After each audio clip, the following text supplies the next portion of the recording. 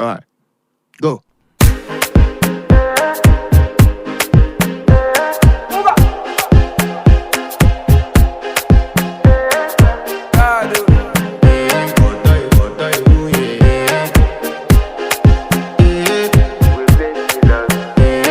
To flex my love, I want to impress, and I want to carry my love away to a place she loves.